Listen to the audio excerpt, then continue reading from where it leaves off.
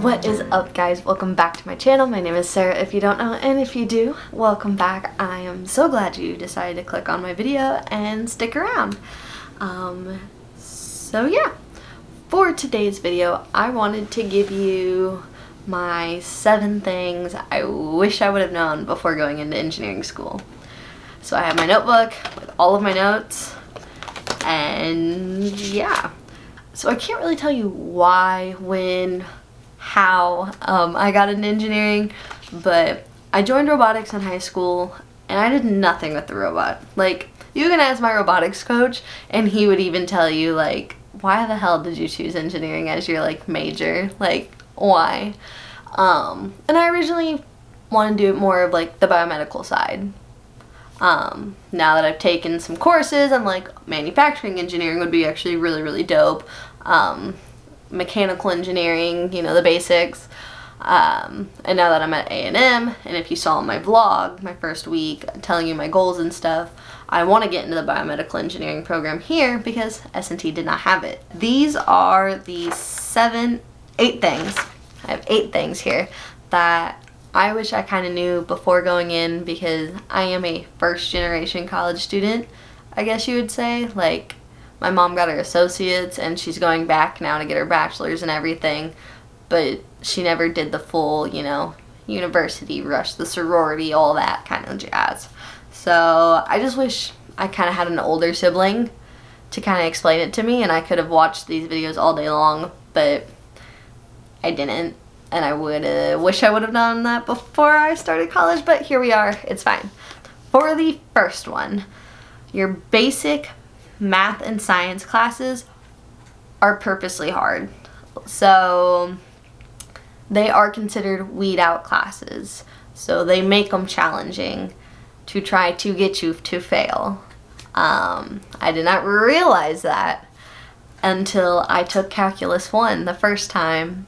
I actually passed Calc 1 on the first time. Calc 2 I had to take twice because I didn't know anything about calculus, and they jumped straight in as if you knew calculus, and I did not. So they're gonna make those like your calculus classes, your Diff EQ, your physics, your chemistry, they're going to be hard and you need to study for them. Okay, so the third thing is apply to internships. Literally just apply. The next point is scholarships and financial aid, so like those kind of tie in together. Apply to literally everything that you can. I did not, and I did go to the career fair. Like, the nice thing that S&T did was we shut campus down. Like, you didn't have classes on career fair day, which A&M doesn't. But so the sophomores, juniors, and seniors, freshmen were allowed to go, but mostly for those 3 you were pretty much kind of required to go. That way you can network. Like, that is the biggest thing, is to network. So going, even if you don't get an internship, just talk to the people. Get to know your field. Get to know other fields, you know? Like, just expand the mind. 5. This is going to tie in with number 1.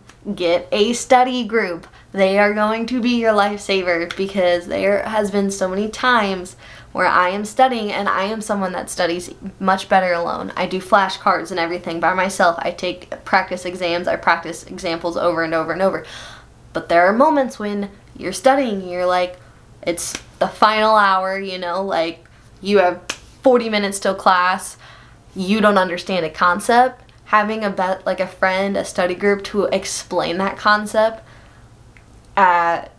just a different way, because your professors, most of them are going to be old, so they're going to use a lot of old references that would make sense in their time, or they don't explain it very well. Your peers are going to be able to explain it to you in a way that you're going to understand. They're going to use the slang that you guys know and everything. Like, it will click 10 times better if someone your age is teaching it to you. So get a study group. Like, It's already week 1 and I have made my study group for statics because I know that's my hardest class, and I've already made sure I made a friend and reach out to them as much as I possibly can to where it's not on the verge of annoying the shit out of them, but enough where I can get that help with homework. 6. So GPA absolutely matters. Like, high school, you can weed by whatever, you know, get good grades, but because these classes are harder, that means the GPA is weighted harder and everything, and it matters. They will not let you into your degree program. Every freshman starts out as like freshman generals. Like, you get your basics and then you have to apply to get into your department. So you have to make sure you have a GPA, especially if you're going to a big school. That's competitive right there. Like, they have a certain amount of seats they can let you in, that they can allow students every year.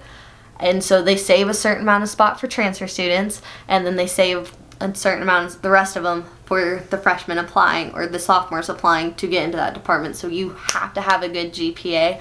And one thing I am super thankful is that I get to restart my GPA here at A&M. It did not transfer, so I get to use this semester to rebuild it because I got a 2.7 and I wasn't going to get into the mechanical engineering department at S&T because they require a 3.0. So once you get to that point, there's not much you can do. You can't, because a lot of it is weighted by your math and science classes, especially for engineering. They focus on like that cumulative GPA. They separate it weird, so they take your regular GPA and then they'll take your cumulative like math and science GPA and focus on that as well. So you gotta just make sure you're getting good grades, you're actually focusing on school.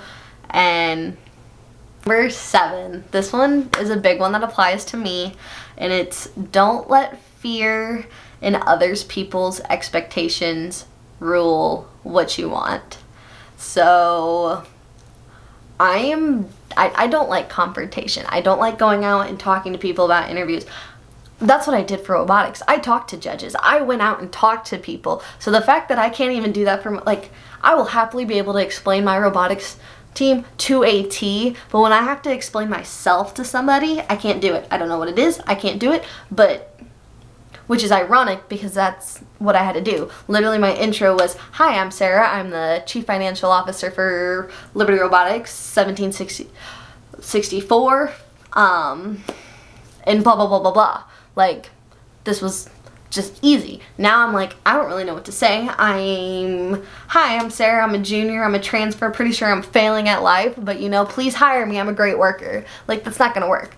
So you just gotta get out of that fear, and then don't let other people's expectations run you, because I am the kind of person that internalizes stuff. So like, my cousin and I are the same age, everything, and I compare myself a lot to him because of like successes. Like, he has his own place and he lives very nice, like he has this nice lifestyle, quote unquote broke lifestyle, like broke nice, a rich broke lifestyle, if that makes sense, if you understand the term.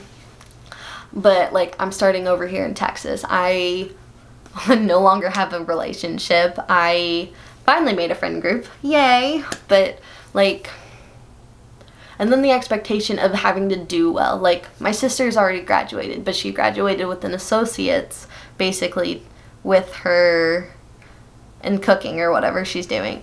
And like, my family, my dad is like, haha, she's already graduated. Okay, but she did 2 years, I'm doing 4. And engineering degrees take 6, just about, if not longer. So, and that's just for your bachelor's. So you can't just let other people control it. You got to take it at your own pace. Like, I promise you will eventually reach the finish line. It just might take longer. And with that being said, you pace yourself. I don't like doing more than 13 credit hours because I can't handle it all. I have to work. I have to pay for stuff myself. So I have to make sure I set time aside to work.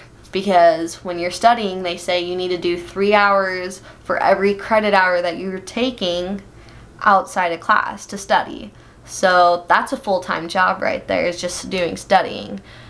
Now add a full-time, part-time job on top of it. That's a lot to handle. You can, yeah, there's enough hours in the week to do it, but you got to take in time to eat, time to bathe and have, you know, good hygiene, to sleep, take care of your mental state. And that was a big problem I had to learn last year, and that's why I had a burnout and I hit a wall and I dropped out of college and everything because I was working 50, 60 hours in a week on top of taking 13 credit hours. I couldn't do it. Like, there was no way. So you just gotta pace yourself. You just literally don't let anybody get into your head. Like, when people start making comments about, oh, you're taking forever in school, oh, whatever, this, oh, you failed another class, it's okay. Trust me, I have been there. I have brought myself down so much, and I'm just tired of it. So we're in a pact together, you and me, and we're just going to officially say that's no more. We are going to take it at our own pace. Last one, I kind of already said earlier, apply to as much financial aid as you can. Oh, my camera's about to die. I love that. So apply to as much financial aid as you can, and if you need to take loans out, that is fine. Like, it's not that big of a deal. I promise you'll eventually pay them off, like I did. I have a lot of loans now and everything, and you know, it's such a big stress relief off my shoulders that I can focus on school now instead of having to work the 60 hours. So, like, pick and choose your battles. Like, I get some people can pay for school a lot more than others. I'm one of those people that can't, especially now that I'm out of state tuition. That was expensive. So just don't stress about money. Apply to scholarships, because if you literally apply to all of them, because if you win it, you win it, and that's your money that you can use to pay off loans. So that's my goal. So every week I apply to a new scholarship. It doesn't have to be a big one, you know, just get in the habit of it, and maybe hopefully one day you'll win one. But those are my 8 tips that I wish I would have known and looked more into before going into engineering school, before choosing a big university and trying to decide this is what I wanted to do with my life. Still kind of do, still up in the air. Like, I don't know, I'm a junior and here we are. Technically I'm on my 4th year of college. I should know the ropes by now, but it's fine. Anyways, if you liked this video, go ahead and give it a big thumbs up. I'm trying to wrap this up because my camera's dying. Give it a big thumbs up. Don't forget to subscribe, you know, join the family. I'd love to have you. I'm trying to make more college videos, you know, advice, vlogs, all of that. And I said like, subscribe, hit the bell so you know what, you get notified every time I upload a new video. And yeah, as always, I will see you guys in the next one. Bye!